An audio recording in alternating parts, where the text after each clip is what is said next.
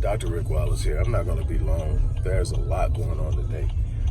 But I was just communicating with my wife. She's at one of the juvenile detention centers here in the Houston area. Every so often they have to go in and get retrained and qualified to be able to come inside and work with the girls.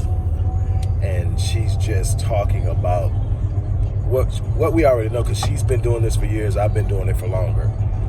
But this whole failure of protecting our children. You got children who are in there, victims of incest, victims of childhood sexual abuse, victims of sex trafficking, were trafficked through many of the foster parent homes and the foster care system, literally trafficked and exploited through that, and end up being detained in a criminalized institution where they're only going to learn more criminal behavior. And you want to know who the predominant population is, or do I have to tell you?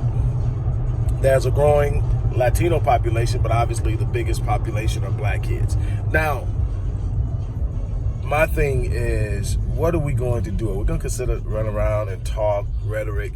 We're going to have these big, elaborate debates about all the things that really and truly don't matter.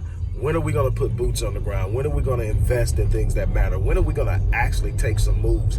We are failing our children. And every time we go through this, we get frustrated. Marion and I and Michael, both Michaels and Dennis and a bunch of other people who literally put in the work with these kids, who literally care about these kids, who literally sit up and know what we're facing. Try working with kids where you're trying to get them focused in a classroom environment, but they're leaving school, going home to an apartment with no running water, no gas, no heat, no electricity. Why? Because their parents are squatting because they don't have anywhere to stay.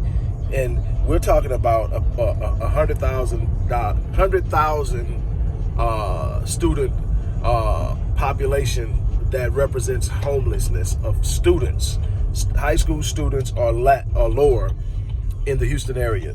In HISD alone, one of many independent school districts in the Houston area, the largest, there's 30,000 alone in that.